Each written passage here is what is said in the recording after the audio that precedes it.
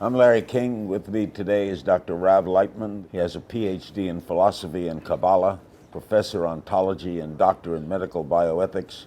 He's been published more than 40 books, translated into 18 languages. Thank you for being with us. What is Kabbalah? Kabbalah is a science. It's not a religion. It has nothing to do with religion. It's a science that helps us understand how the world is built and how it's governed by the upper force of the entire creation. Is it part of Jewish theology?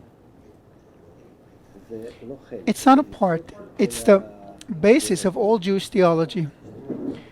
It's a science that comes to us from Abraham, who discovered it, and through all the generations it came to us.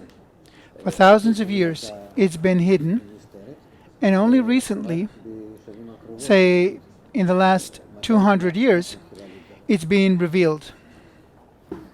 Would every rabbi agree with what you just said?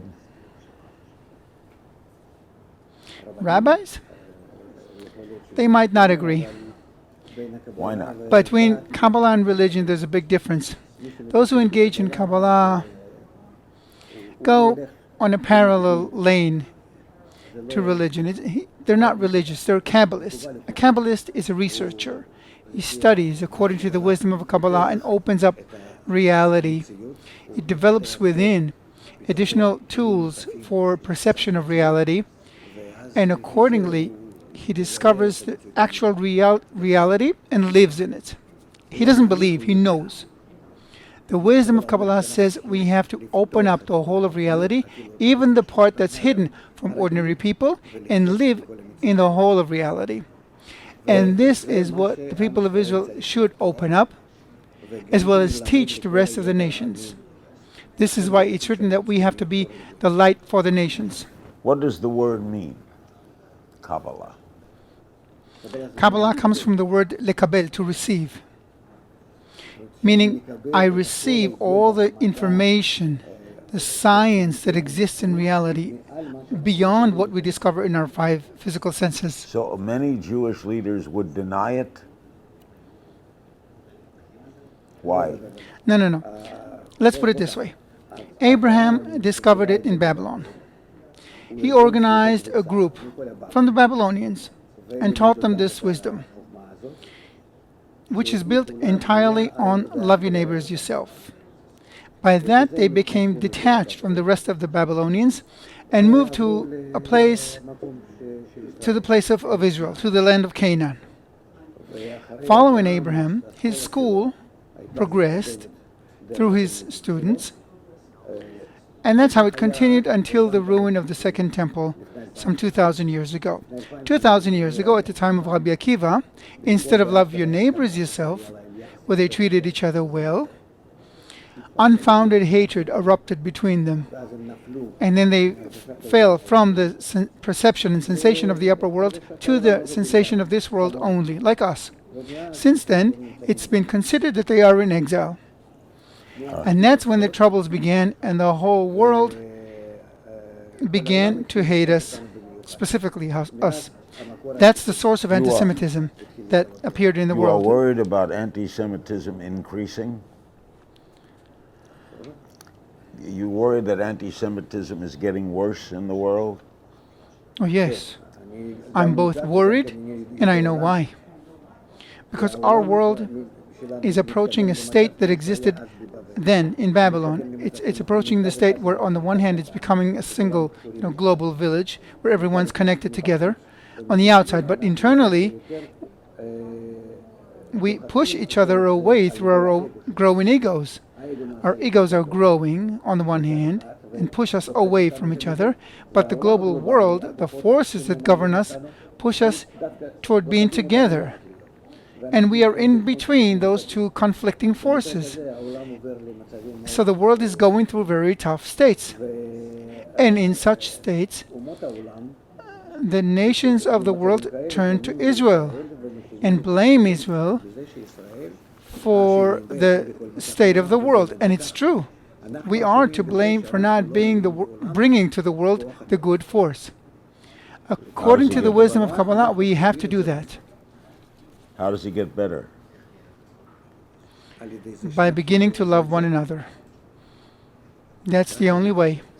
And the wisdom of Kabbalah explains how to do it.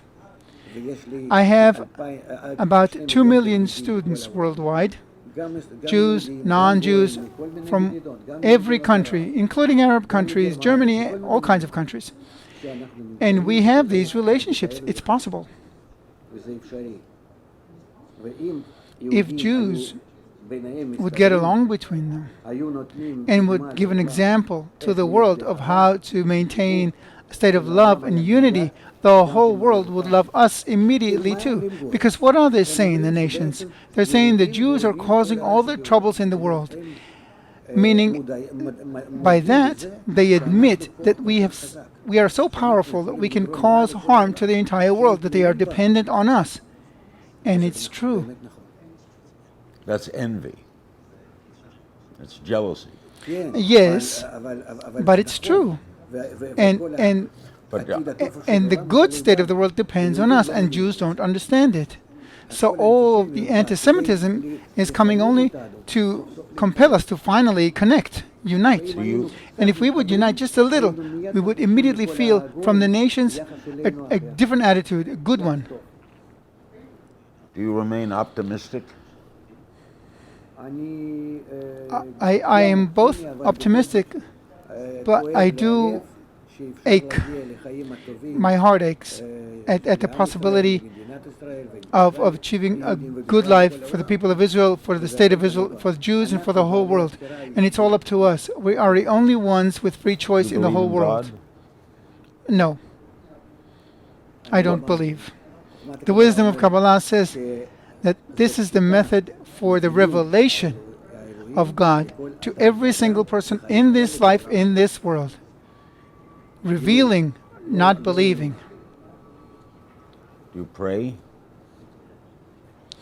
Praying means asking for something good to happen in human relationships. Everything depends on human relationships. There's nothing else to ask for.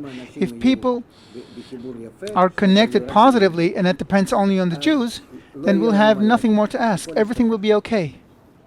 Why is this is a curse upon the Jews, that it is our responsibility? No. Abraham, our father, took from all the Babylonians students.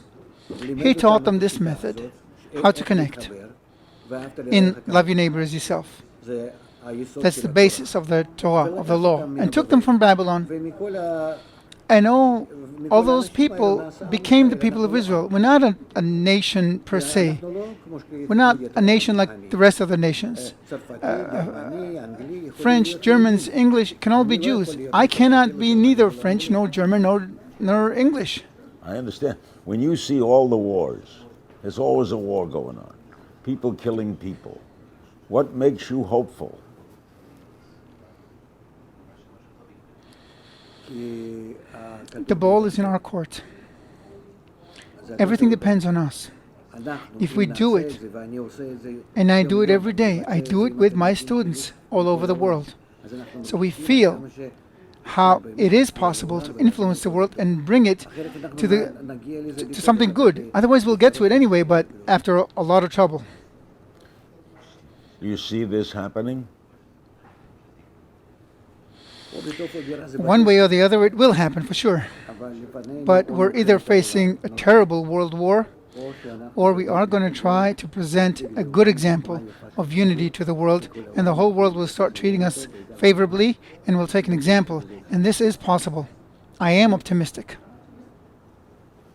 Have you always been this way? I wasn't always like that. I was a scientist. I was looking for a meaning in life. Until I discovered it in the wisdom of Kabbalah, also scientifically. And since then, once I tested it on myself, I want to pass it on to others. And there's a part of humanity that gets it from me. But this is possible, because we are dealing with the laws of nature here. It's not God you have to pray to, you have to fear. We are in contact with the laws of nature, and we have to influence them. It's a system that's built that way, that specifically we, because we already had that state of unity, we can influence and bring humanity to the good state. Look, it's all irrational, but even our existence as the people of Israel is entirely irrational. Where do we get these special qualities? Where is all this hatred to us coming from? It's all irrational. So let's look at it scientifically and see that we can change life. Not just life, the world. It's written, you will see your world in your life. Meaning we can discover the upper system and not feel the world just following our bodies, our animal bodies, but according to the human in us, a little higher. I understand. So this is not faith, this is science. It's a science.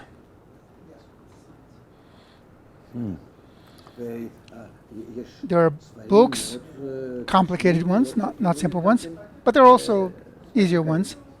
We develop them. I have a TV channel in Israel, many students, a newspaper. We're known for it. We try to work. How can I see it? Do I have to go to Israel to see it? Can I see it in America? No, we'll pass it over to you. We have an internet system, and it's all over the world. Dr. Laitman, what do you believe happens to us when we die? When we die, our body dies. And if a person didn't attain through life the one's soul, meaning love and connection to others, this is man's soul, then he's got nothing. As he was born an animal, he'll die an animal. What happens to the soul? It waits for you to attain it, to get it. So it still remains. Yes, but without any connection to the individual because he wasn't drawn to it. Do you fear death? No. Why fear death? Death is only related to this body. There's nothing to it. Just like any animal, it lives and dies. But within us, there's something that is from outside of us. If I connect to another person in a connection of love, then there's a part of me in that other person. And then if the body dies, I'm already in someone else. I've extended myself and have acquired a part in others, and then I live in them. Without consciousness, though. It is consciousness and sensation. These are new tools. I'm inviting you. I accept. I'd like to learn more. What is the message you would like to say to our viewers? What is the message that Kabbalah is delivering?